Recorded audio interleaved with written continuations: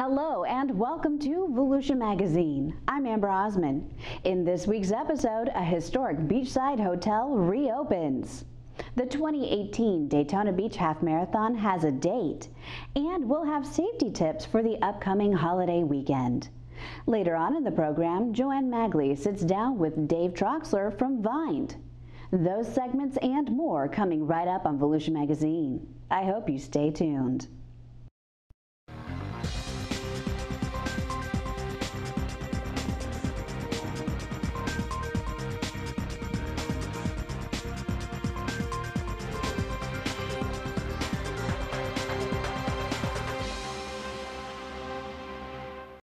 Time to start thinking about lacing up those sneakers in preparation of next year's Daytona Beach Half Marathon.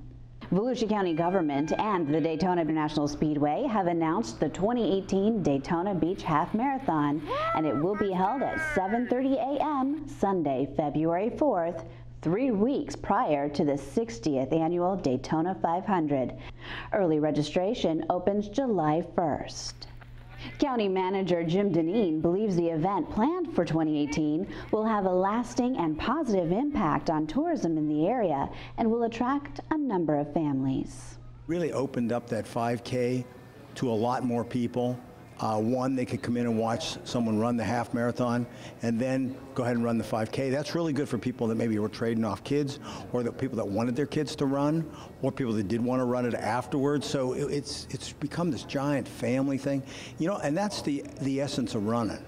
Early bird registration from July 1st through September 30th is $80 for the Daytona Beach Half Marathon, $70 for the Half Marathon Relay, and $30 for the 3.1-mile Lap the Track, and $135 for the Speedway Challenge.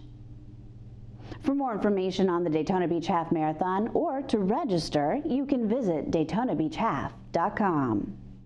The historic Streamline Hotel, home to the birthplace of NASCAR, has reopened, newly renovated to showcase its racing roots with a modern touch.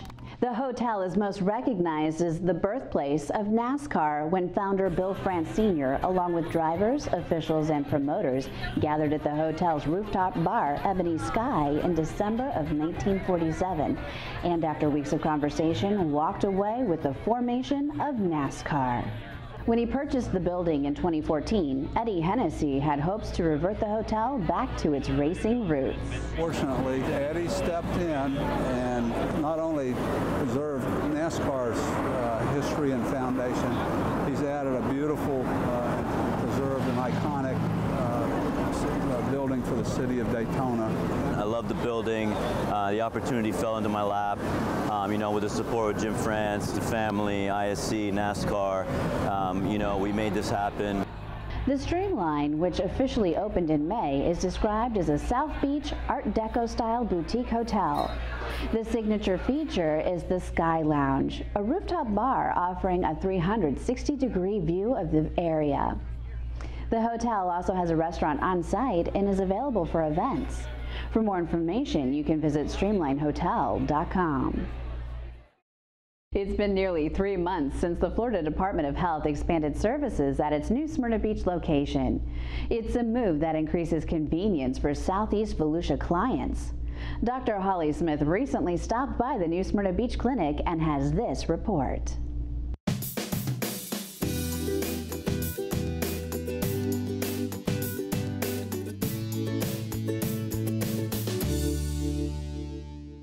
You can lay him down, sit him up, whichever one's comfortable. I'm probably sitting up.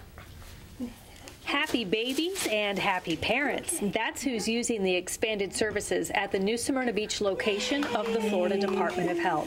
Advanced registered nurse practitioner Kayla Norwood shares some of the positive comments she hears from grateful clients. I'm so glad you guys are back down here. Or when I called to make my appointment and they told me New Smyrna was back open, I was so relieved because it's so much easier for their schedules, and they don't have to plan not only a longer ride, but they can fit it in between work, or come in on their lunch break, or swing in before work on their way to work. So accessibility is really key. Norwood says the goal is to serve as many people as possible. To do that, the services have to be accessible, more convenient.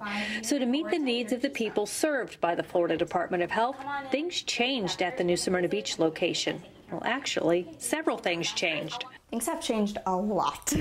So essentially, we've gone from 1 day of service with appointments only to 5 days a week, all day appointments and walk-ins. And additionally, we've expanded from just immunization services to family planning, including birth control services, well woman exams, breast exams, pap tests, and we also do STD testing and STD treatment. The New Smyrna Beach location caters to a wide range of clients. Norwood says she helps women who just gave birth and want to get back on birth control. Men also stop in to discuss birth control options and for STD testing. Parents bring in their young children for the WIC nutrition program or for immunizations. Many clients are teenagers just getting started on birth control. When they're starting birth control for the first time, they come to us and we do a counseling visit. We provide them basically all of their options based on medical history, what we think is safe for them, and we get them started. And the cool thing about seeing teenagers here is they don't need a parent or guardian. So if there is something going on at home where they need to come and be seen and feel like they're in a safe environment, we can do that for them. Before services were expanded in Southeast Volusia, clients would have to visit a location in Daytona Beach or Orange City. That could be a long haul from Southeast Volusia, and it was a hardship for many who do not have access to a car. A lot of transportation issues in terms of getting a ride, planning an entire day to get on the bus. That's really difficult. So it's really a huge barrier to getting and seeking care. So now that we're here in Southeast Volusia and we're right in the middle of New Smyrna Beach, we're very accessible. So that makes a big difference. These user-friendly changes started in April. It took a week or so for the word to get out. Now clients are walking in for services. But if you want to get in and out and on with other things in your life, you might want to make an appointment, just in case there's a line. Welcome to the Florida Department of Health in New Smyrna Beach. How can I help you? Norwood is proud of the difference she's making in her hometown. She graduated from New Smyrna Beach High School. She used health department services. She chose to work in public health and in the community where she grew up so that she could make a difference in the lives of young people. And I want, males and females alike to finish high school, go to college, get where they need to go, and then have babies when they're ready to. So that's really my goal, is to get clients, to make their reproductive life plan, figure out when they want to have kids, if they want to have kids, and just lay out their options and give them what they need and what they want. So it feels really good to give back to my own community as an NSB grad. Even more services are on the slate for this location. Pretty soon, clients will be able to pick up death certificates and birth certificates here in New Smyrna Beach, and dental services are coming in the fall. If you'd like more information on the programs and services offered at all 3 locations in Volusia County, visit the Florida Department of Health's website. The address is volusiahealth.com.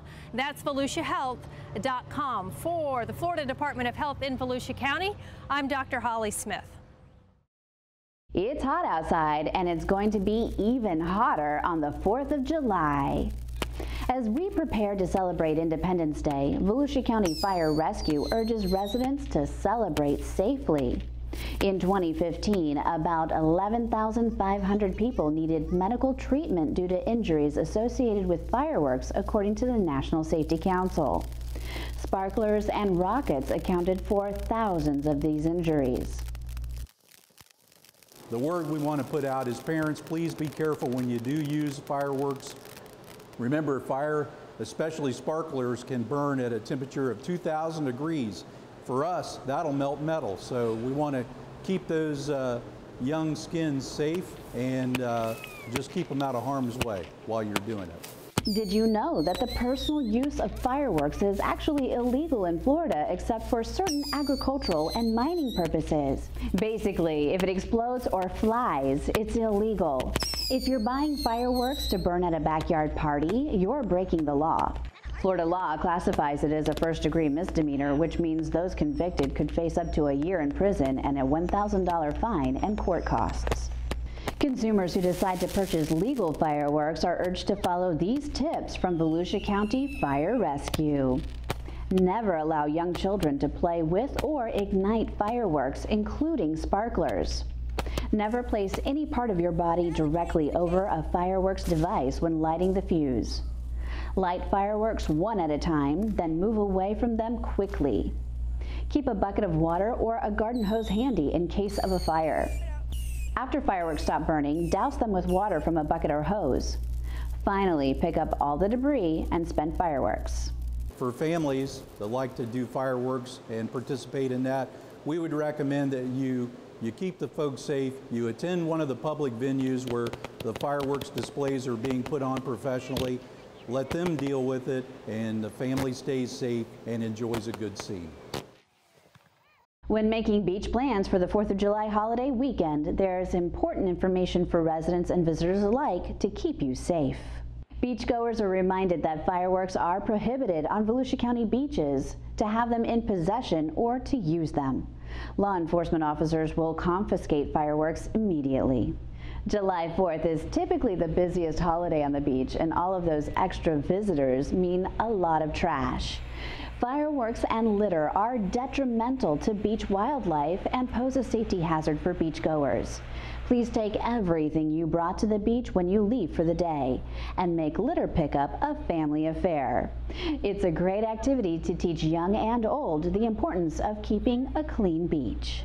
While beach safety officers will be in full force to keep beachgoers safe, do your part and keep these tips in mind. Always swim in front of a staff lifeguard tower. Parents should accompany minor children in the water even if they know how to swim. It's important to always check the back of the lifeguard tower for important information about rip current activity. Do not ever fight the current. That's when people drown, they get exhausted and they keep trying to fight the current and come in. I tell people and kids, just float. Everyone can float. So you float and somebody will be there surely to help you, especially if you're in front of those open lifeguard towers. Like I said, that's probably the most important thing to remember when coming to the beach. Beachgoers should plan ahead and be prepared for long delays on vehicle access ramps due to both congested traffic and tide conditions. As an alternative, visitors can minimize wait time and take advantage of the ample off-beach parking along Volusia County's coastline. Beach maps and more information about Volusia County Beach is online at volusia.org/beach and on the Beach Navigator app for iPhone users. Whether it's diving or fishing, water enthusiasts can encounter an abundant array of marine life off Volusia County's coast.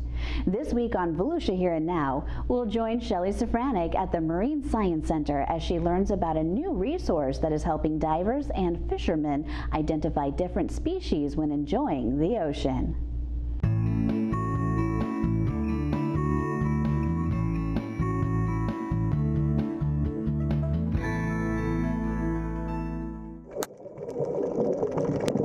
Diving underneath the pristine waters offshore Volusia County, you'll encounter hundreds of different fishes and invertebrates. From porkfish and reef butterfly fish to polka dot batfish, ivory brush coral, and orange ridge sea stars, our ocean waters are teeming with marine life. What many people may not realize is the role Volusia County has played in enriching and creating habitat for marine life through its artificial reef program. Since the late 1970s, in partnership with recreational and commercial fishermen, as well as the Ponce de Leon Inlet and Port District and the U.S. Army Corps of Engineers, Volusia County has constructed more than 60 artificial reefs to continue building habitat in the Atlantic Ocean. The reefs are constructed with the remains of ships, barges, concrete roadway barriers, concrete telephone poles, and other large pieces of concrete rubble, all of which are enabling thousands of fish and invertebrates to create new homes right off our coast. There are many benefits to the construction of artificial reefs. One of the most important benefits is to create habitat in areas that otherwise would have no place for invertebrates and fishes to live. For folks like McPhee, keeping tabs on these efforts is critical to ensure we are helping our ocean and not harming it as we continue to build artificial reefs. To measure the effort, data on the fish and invertebrates that call these reefs home is routinely collected. One of the most important things of an artificial reef program is the monitoring of the artificial reef, not only to see and document the health and the abundance of the organisms that call the artificial reef home, but also to gauge the performance of the artificial reef, to make sure the artificial reef is staying in its permitted site, not sinking into the substrate, and to catalog the organisms and to try to find out the diversity of the artificial reefs. And with that information, what we can do is we can use that to compare the different types of artificial reef materials. Now, while you might not get too excited about the raw data, you might be interested in what McPhee and his team are doing with it as they analyze hundreds of photographs and videos, primarily from the Volusia County Reef Research Dive Team. They've created a visual online biological catalog you can get to with just a click of the mouse as you visit the Marine Science Center's YouTube channel. And I started using these photographs and videos to help train divers that were doing surveys on our artificial reefs.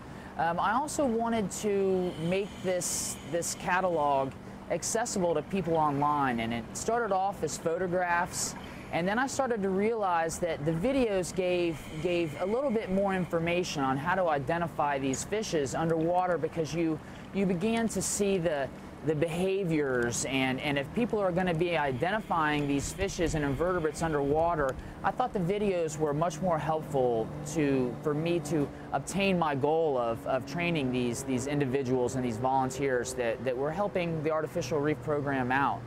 Now, if you have friends or family who are a little hesitant to dive offshore, another way to explore and appreciate Volusia County's rich marine life is by visiting the Marine Science Center in Ponce Inlet. I think one of the neat things about the YouTube channel is to show people that visit how diverse Volusia County's marine environment is. And not only that, but to tie it back to a place where they can come and visit and see these animals and the exhibits and learn more about these animals from our staff and from our signage. And as we try to create the exhibits to mimic their natural environment as much as possible, hopefully that people will get excited about our offshore environment and its conservation and our artificial reef program. If diving or snorkeling offshore and you have photos or videos you would like to donate to possibly be included in the online biological catalog, you can email McPhee at chadmcphee@volusia.org. For more information about the Marine Science Center, visit marinesciencecenter.com. For more information about Volusia County's Artificial Reef Program, visit volusia.org/artificial reef. For Volusia Here and Now, I'm Shelley Safranek. It's hurricane season, a time to be prepared should a storm threaten Volusia County. Let's go now to Community Information Director Joanne Magley with her guest, Dave Troxler with Volusia Interfaith Agency's Networking in Disaster. Thanks, Amber. In any disaster, one of the critical elements is a strong volunteer network to help manage much of the recovery effort. So joining me today in the studio is Pastor Dave Troxler from the First Christian Church, and he's president of Volusia Interfaith Agency's Networking in Disaster, also known as BIND. Hi, Dave. Hi. Thanks for being here today. So give us a little bit of history on BIND and when the group came to be. It was back in 2001 when Volusia County was facing some disasters and had no way of getting resources from outside the county to help affected homeowners recover and put their homes back together. And I think you mentioned really the 98 wildfires, yes. Kind of what spurred your group into action. It spurred the powers that be to do something about it. So what is the goal of BIND? Our goal is to be there to do long-term recovery for homeowners. who were either uninsured or underinsured when a disaster struck, and they don't have the ability to put their homes back the way they were before the disaster. So I imagine you work closely with emergency management, because there's a lot of coordination that needs to be done as far as volunteers are concerned, and making sure that resources aren't either being duplicated or maybe just even being missed. So how do you work with the county's emergency management division? I have a board I work with, a Vine board of directors, and on that board, officially, unofficially, is a member of the emergency management, and that networks with us, keeps us informed. And how often does your group meet? Once a month. The board of directors meets once a month. And what are some of the things that you discuss when you're meeting, as far as how your group is working, what things that your group needs to do in order to be able to manage if a disaster were to happen, a hurricane, a fire? Well, we're a part of COAD, and I think you mentioned that before, that does preparation, try to get people prepared for disasters, encouraging them to do that. So we work in that effort. And we've held, in the past, we've held hurricane preparedness activities at some of the stores in Volusia County. So give us some examples of some of the things that you work with homeowners, such as mitigation to help make their homes hurricane proof, or at least in a better condition than if you weren't involved with them. Okay. Well, after the 4 hurricanes of 2004, and we were doing long-term recovery there, the state of Florida made available a program where we could help homeowners harden their homes in terms of windows and doors, garage doors.